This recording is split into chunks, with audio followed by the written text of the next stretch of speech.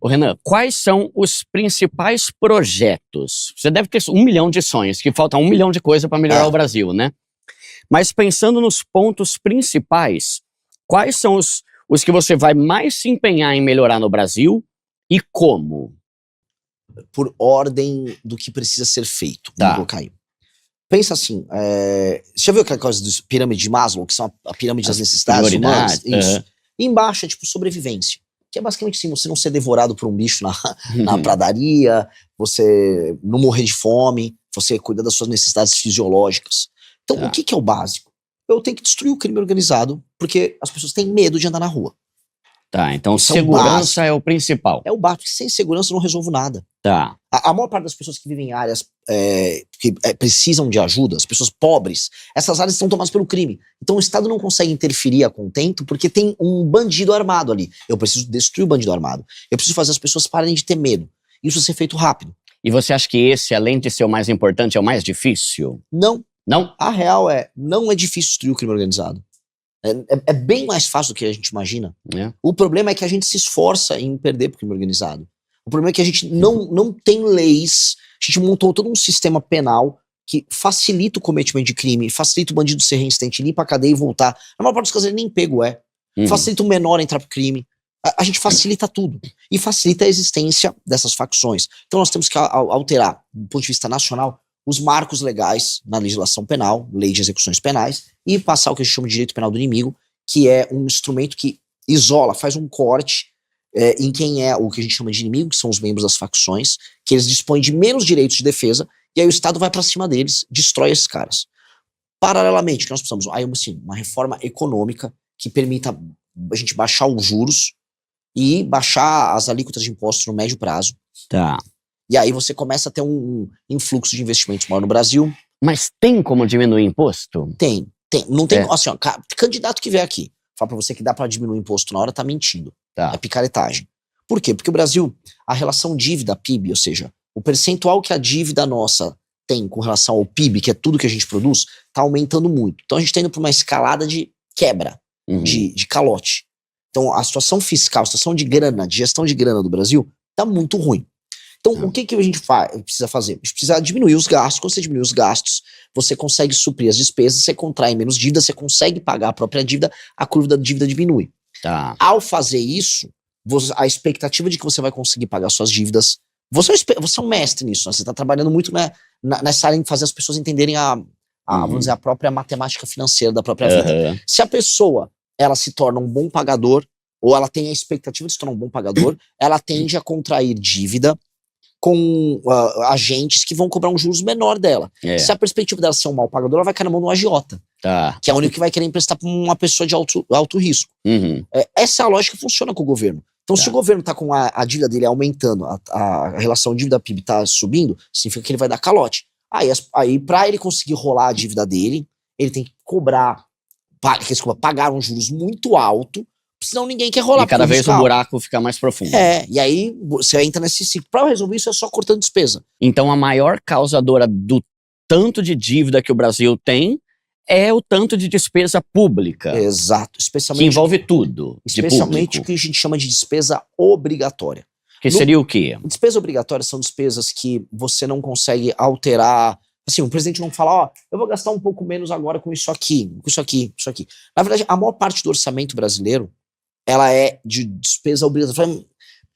Renan, o que é uma despesa obrigatória? Você é obrigado a gastar um determinado percentual, não importa quanto, da sua arrecadação com educação. Não importa quanto com saúde. Outras coisas são direito adquirido. Quando uma pessoa pega uma aposentadoria, ela tem um direito adquirido. Você vai ter que pagar aquela aposentadoria. E ela aumenta a quantidade todo ano. Então, E aí ainda os gatilhos que existem para você fazer as correções dos valores serem pagos também são automáticos. Então, aquele valor sobe e você não controla. Foi um modelo brasileiro estúpido que foi criado. Aí a pessoa vai falar, mas Renan, são nossos direitos. Cara, nenhum lugar do mundo é tão maluco quanto o Brasil. Nenhum lugar do mundo, por exemplo, você corrige... Isso aqui é polêmico, eu vou falar. Isso tira voto, mas precisa falar. Em nenhum lugar do mundo, você corrige o valor da aposentadoria pelo valor do que você corrigiu o salário mínimo. Então, você aumenta o salário mínimo aqui no Brasil, você aumenta automaticamente a aposentadoria. Sempre igual. Sempre igual.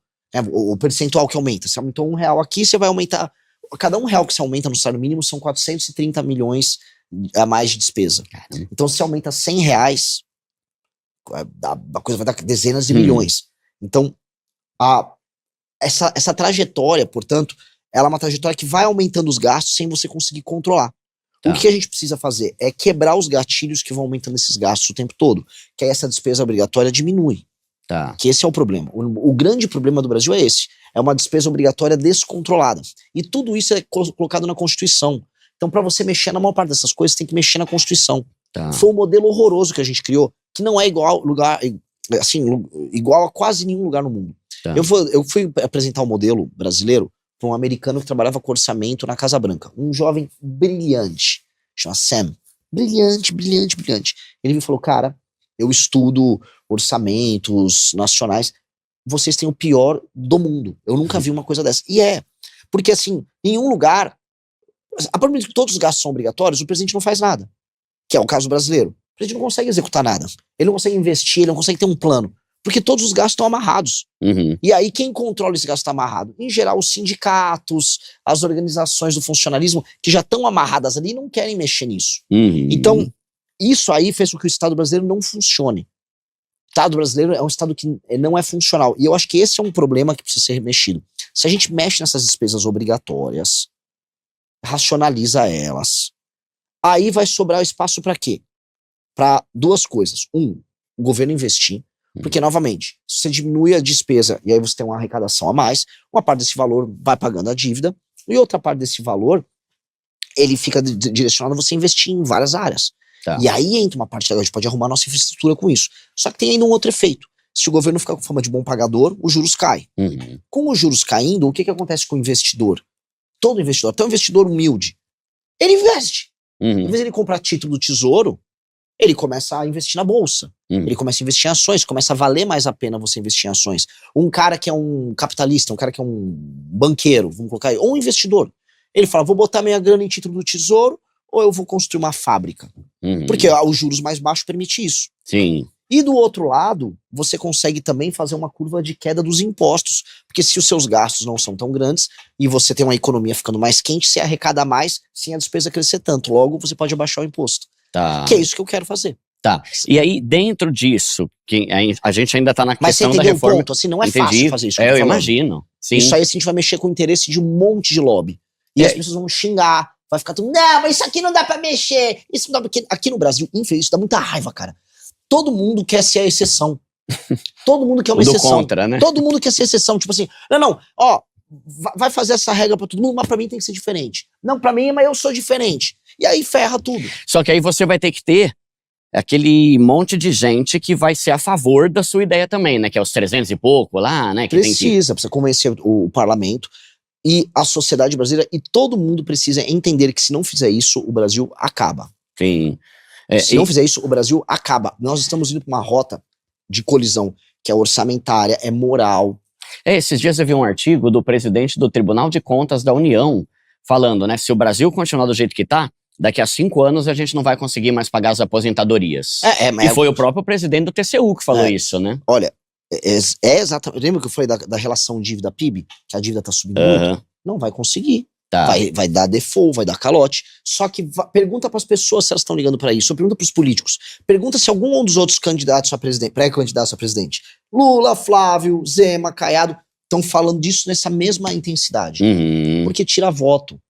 Não é interessante, Tira né? voto. O pessoal quer Tira ganhar. voto, O que eu ganho? O pessoal quer te contar historinha. Entendeu? E no final eles vão ganhar, porque a redução de imposto vai melhorar a vida de todo brasileiro, né? Óbvio. Só que ó, eu vou dar um exemplo. Vou dar um exemplo de um tema que é espinhoso, ninguém quer falar. Zona Franca de Manaus. A gente gasta por ano dezenas de bilhões com a Zona Franca de Manaus. São dezenas de bilhões. Aí pensa, não, mas poxa, a gente tá com essas dezenas de bilhões ajudando a população de Manaus. Manaus é uma cidade bem precária. 2, não é que Manaus é uma cidade de 20 milhões de habitantes, 15 milhões, é um lugar com 2 milhões e pouco. Não tem tanta gente assim pra você gastar dezenas de bilhões para você manter aquilo ali. O que a gente está alimentando? A gente está criando um grupo de empresários, empresas que vivem desses benefícios fiscais, ficam multibilionários. Aí vai dar, não sei se a Coca-Cola ainda tá lá, mas a Coca-Cola tinha operação lá, operação de moto, não sei o quê, com uma irracionalidade que não faz nenhum sentido você produzir ali aquelas peças, nenhum sentido. E com a justificativa, mas se não fizer isso, acaba. Mentira, não acaba nada. A gente consegue fazer uma transição para outro modelo que não dependa de subsídios como hoje. E aí, a gente pode falar em corte de impostos para a população. Porque o que eu quero fazer é o seguinte: a gente vai mexer com subsídios de empresas, subsídio de vários setores, que vai precisar mexer. Um monte de setor que tem subsídio, que tem as famosas renúncias fiscais, que é a mamata fiscal de quem faz pressão. E em troca, eu vou fazer corte de imposto para todo mundo. Então, em vez de eu beneficiar o fulano aqui, ali ou ali, tudo que eu cortar vira corte de imposto. Então eu beneficio todo mundo. Porque a gente tem que parar de ter exceção. A gente é o país da exceção. Tá. Então o cara das zonas francas de não, eu sou exceção. Galera, eu sou diferente. Mas por que você é diferente? Só 2,5 milhões de pessoas vivem aí. Não faz sentido vocês terem um benefício na casa varia, sei lá, de 30 a 50 bi. Tá. É muita grana. É muita grana. Se você for pegar o orçamento da prefeitura de Salvador, que é uma prefeitura similar a Manaus, vamos colocar maior até, ela não é... ela é muitas ordens de magnitude menor do que o que a gente gasta para permitir a existência da Zona Franca. Tá. Então, assim, a Zona Franca de Manaus tem que ser substituída por um modelo, por exemplo, que não dependa de peças logisticamente tão pesadas, tem que fazer cabotagem, avião, roda pra lá, um custo logístico estúpido. Aquelas peças, se você acaba com a Zona Franca de Manaus, realmente não vai ficar nenhuma daquelas metalúrgicas ou montadoras de produtos, porque aquilo é logisticamente inviável. Só que você ter toda uma cadeia de produção ligada a farmacêuticos, ligada a produtos oriundos do universo da floresta, os serviços que você pode ter ali, você consegue ter uma economia boa, sustentável, que mantenha bons empregos. Tá. O que não dá é a gente gastar tanto para ter isso. Aí, dentro desse ponto ainda da economia, na minha percepção, o Bolsonaro, ele tentou diminuir o tanto de gasto público cortando um monte de cargo, e o Lula fez o oposto. Faz sentido isso? O Lula sempre aumenta gasto, então uma constante dele é aumento de gasto, aumento de contratação. O Bolsonaro, o Paulo Guedes, ele tinha interrompido vamos dizer, aquela curva de contratações, né, os concursos para posições, e acho que isso foi bom. No geral, entretanto, o governo Bolsonaro estourou o teto mais de 11 vezes. Tá. Ele estourou o teto e ele basicamente endividou todo o governo no final do mandato dele para poder se reeleger. Então, fiscalmente falando, ele deixou a desejar. Mas também. você achou que foi ruim? Tudo bem que ele pegou a pandemia também, né? Não, mas foi, economicamente falando, o que ele fez? Tá. Ô, Renan, aproveitando aqui a pergunta do Duda, era basicamente a mim. O Brasil tá tão bagunçado, né? E a gente, quando fala de economia aqui no Educação Financeira no programa, a gente fala que a pessoa tem que cortar isso, cortar aquilo, se sacrificar. Aí que você falou do Bolsonaro é mais ou menos isso, né? Ele até começou a fazer no final para ganhar voto, ele teve que se render, aí se endividou todo, certo? Então, é difícil, né? Pegar 4 anos e para organizar o Brasil que tá bagunçado. E tem tempo para isso em 4 anos? Eu acho que a gente precisa de ter um remédio amargo que vai ser feito sem pensar na próxima eleição. Porque você não tem certeza se você vai ser reeleito. Tem que fazer o que precisa ser feito. E tem que fazer de uma maneira que quem pegar depois o governo não possa estragar o que foi feito. É que o Brasil muda a cada 4 anos, né? Muda. E o problema, assim... cara, eu só fui entender de vez essa dinâmica rodando as regiões mais pobres do Brasil. Tipo assim, vou pro interior do Maranhão. Quando você vai... Eu vou fazer norte agora também. E você entende a dinâmica da política nesses lugares, as pessoas todas dependem de migalha do governo. Essas cidades nos interiores do Brasil vivem de migalha. O governo vai tacando migalha ali e as pessoas vão ter que sobreviver dessas migalhas. Isto, sinceramente, justifica, não que justifique no sentido positivo do termo, isso explica o porquê chega a eleição, os governantes vão jogando, vão tacando grana, porque eles têm uma política de financiar e subsidiar o miserável pro miserável votar nele no fim do dia. É esse o jogo. É um jogo político muito perverso. Este jogo político precisa acabar. Porque toda a classe política brasileira é sustentada por isso. E quase todos os governantes, eles trabalham pensando apenas nisso. Nessa chuva de subsídio, nessa chuva, no fundo, de compra de voto que tem. O Bolsonaro fez. O último mandato do Bolsonaro, um ano do mandato do Bolsonaro, foi sobre isso. O Lula tá fazendo agora. Neste ano eleitoral, o Vale Gás, a energia elétrica para todo mundo. Agora, ele vem com tem o pé de meia, vem com o Desenrola 2.0. Agora ele quer fazer o Desenrola do Agro. E ele quer fazer algum subsídio para motoristas de aplicativo. É tudo, repara, é tudo sempre na exceção para ele pegar um setor aqui, um setor ali. Ganhar setor voto. aqui. É isso. Uhum. É ganhar voto. Enquanto o que a gente precisa fazer pro Brasil não é para um setor aqui ou ali, é uma coisa flat, é para todo mundo. Tá. A gente precisa alterar as regras para beneficiar todo mundo. Quando você vai querendo um setor aqui ou ali, é o que você tá fazendo cálculo para comprar o voto. O Lula quer, ó, quero 2 milhões de votos de motorista de aplicativo. Eu quero pegar o pequeno agricultor familiar que tá endividado. Aí ele vai fazendo essas políticas. E dá resultado, E né? dá. Porque é um país desgraçado, cara. Porque é um país desgraçado. Se você gostou desse vídeo, não se esqueça de se inscrever e deixar o seu like. Isso ajuda muito o canal. E você continuará recebendo vídeos como este. Eu te vejo no próximo vídeo.